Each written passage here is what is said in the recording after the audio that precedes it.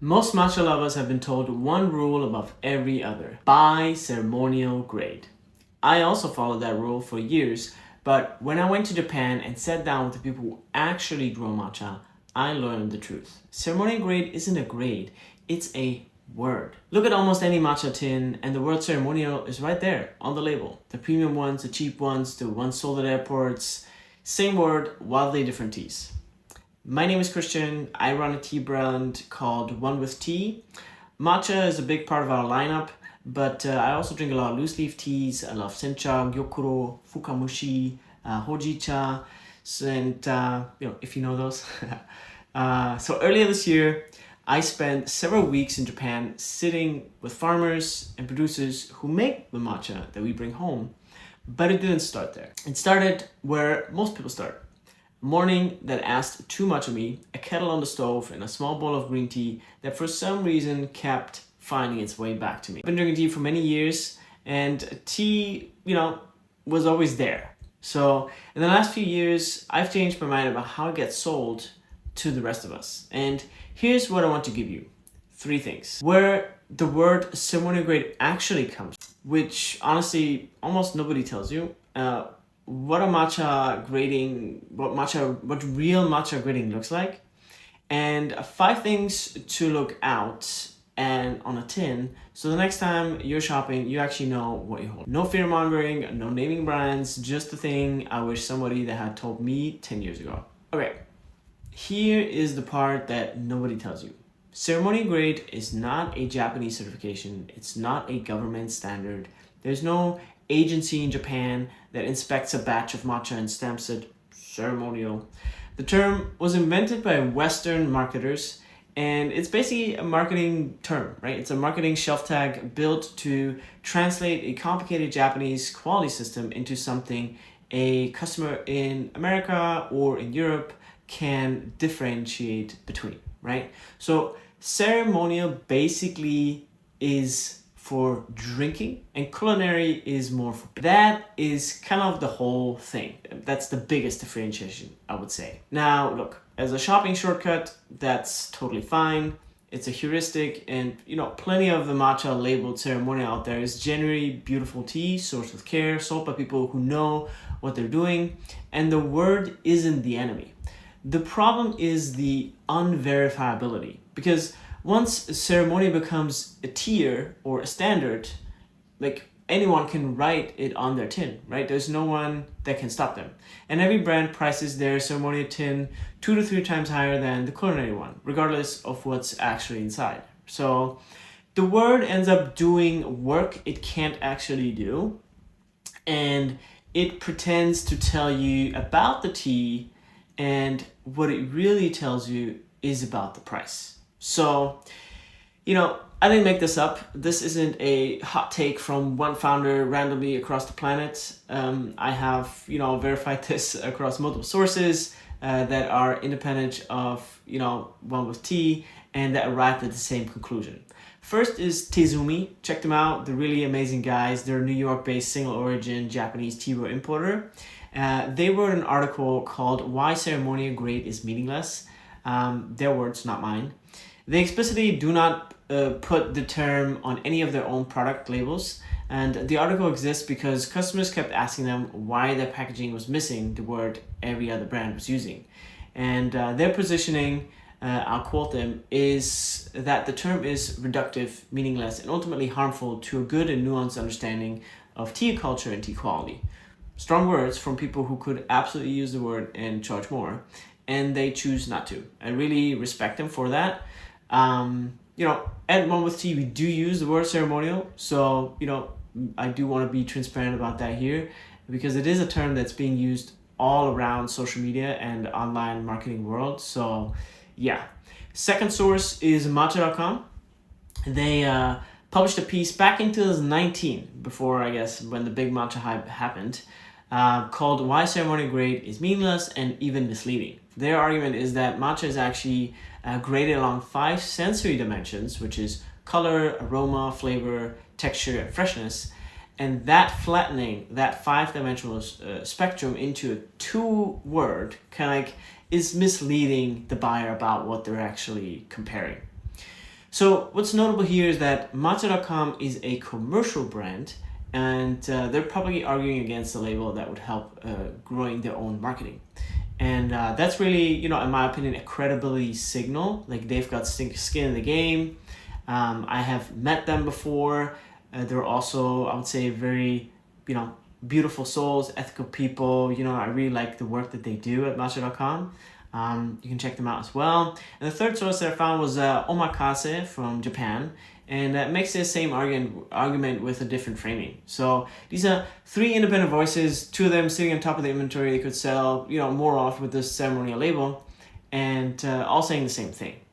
When 3 sources arrive at the same conclusion from different angles, it's not a hot take. I feel that's an actual position of, people closest to the tea, especially here in America. Matcha.com is huge. So how is matcha actually graded? Okay, so if ceremonial grade isn't the grading system, what is? Real Japanese matcha grading is multi-dimensional. Producers don't sort matcha into buckets, they sort it along the variables that actually change how tea tastes and how it behaves in the bowl. Think of it as the grammar in practice. Once you can read the grammar, you stop needing the marketing, right? So let me walk you through the 5 that matter most here. 1 is the harvest order.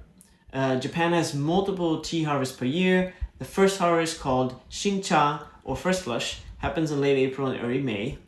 Those leaves are sweeter, high in L-theanine, lower in catechins, lower in bitterness, and most premium matcha comes from this first flush. Second and third flushes are still good tea, they're just different teas, right? With a little bit more bitterness and less sweetness, or umami as they like to say. 2 is the shading. Matcha leaves are shaded under tarps or reed mats before harvested, and the longer the shade, the more theanine content, the more chlorophyll, and the deeper the umami. Around 3 weeks is common for a premium matcha, sometimes even longer. And less than that, you're getting closer to a sencha style green tea. 3 is, or the third point, is the leaf material itself. So real matcha is made from tencha. Tencha is the picked leaf with the stem and the central vein removed. Some brands use leaf material with veins and stems still in it, but most people and producers, especially in Japan, I would say 90-95%, however that's not verified, but if you call yourself matcha, you usually have a tea that's called tencha, right? And why do I say this? Because a lot of times the matcha in China, they just throw in the whole leaf, which is also fine, right? But it's obviously not as high of quality. It's not as smooth, I would say. So it tastes a little harsher and grinds a little rougher for the Chinese part. But if you use tencha that is deveined, it's a higher quality leaf that results into matcha, because tencha is the leaf that's been taken and grounded. Which brings us into point 4, which is the mill. The benchmark is, a granite stone mill that turns slowly enough to grind around 30 to 40 grams of matcha per hour, which is nothing, right? That's 1 ton per hour. It's really, minuscule. But there's other machines like, industrial ball mills machines that can grind hundreds of times faster, but they also generate heat, and sometimes the heat damages the flavor, so you have to be careful in the milling process there.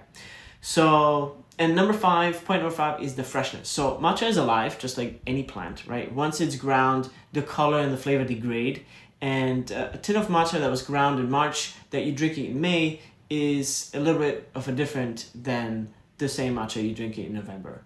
Of course, storage matters. So if you put it in the fridge, or even cooling, industrial fridges, they keep the leaf fresh. And real producers will tell you the grind date or the harvest year, and ideally, obviously, the label says when it's been produced and expiry dates. So those 5 variables: harvest, shading, leaf, milling, and the freshness, are what Japanese producers actually grade by. So color, aroma, flavor, texture all flow from those 5 inputs. Okay, so you're standing in front of a shelf, or you're scrolling a website, and there are 40 tins of matcha in front of you. What do you actually look at? Here's what I do.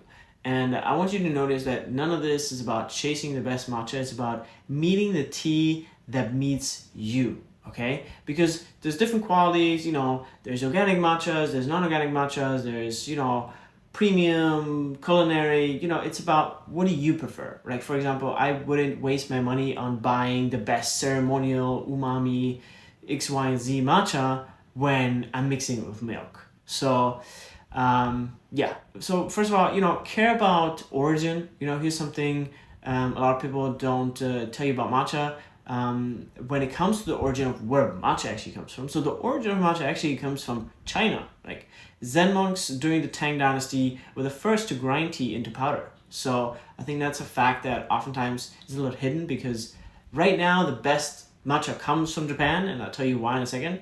But yeah, so that monk Isai brought the practice to Japan in 1191, and then something interesting happened. China kind of largely abandoned it, and Japan took that tradition and refined it. So the shading technique that gives the matcha its vivid green, the umami sweetness, like that was developed by the Japanese farmers over hundreds of years ago. So when you're buying matcha today, you ideally want to say Japanese on the label, and not because the Chinese isn't good, but the Japanese have kind of like perfected that tradition.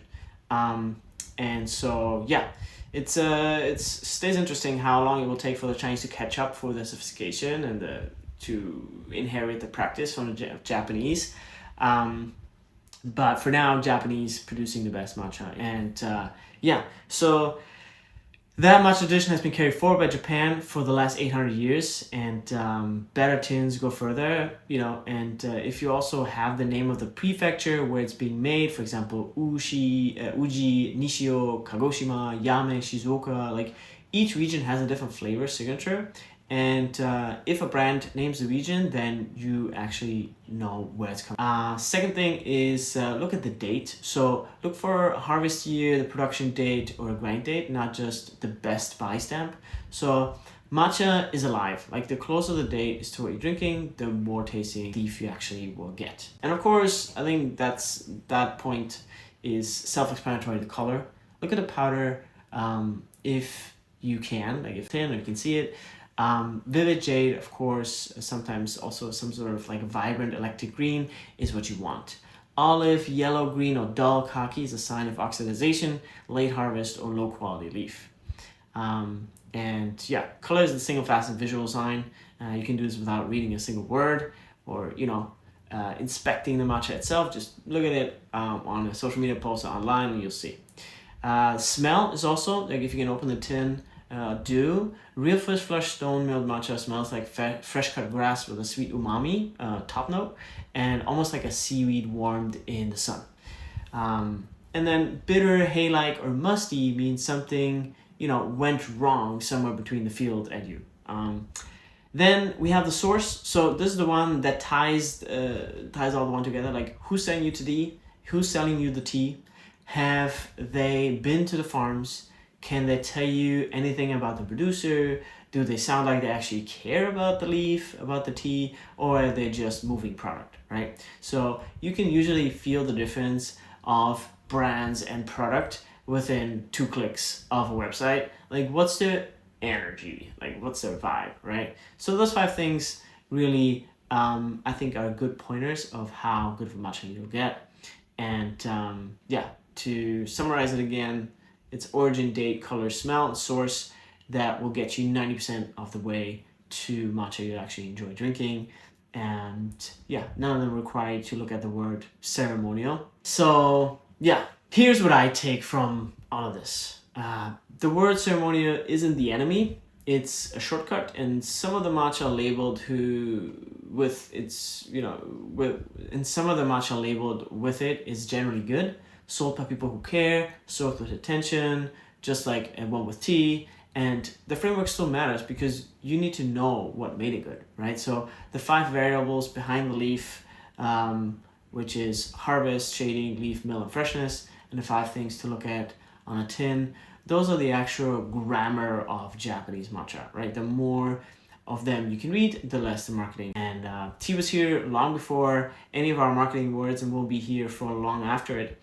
It was never meant to be just a label. It was meant to be a moment in your day that belongs to you. So, you know, tomorrow morning when you reach for your matcha, do me a small favor, look at the tin for a second, look at the packaging, and notice what the packaging tells you, right? And yeah, and enjoy your bowl, right? It really comes down to also enjoying the moment with tea, which I think is super important. And see if you can taste what's actually in there, because, you know, that is where the bowl is kind of like the story. So I've got more videos coming on, you know, what's actually driving, you know, the matcha industry at the moment.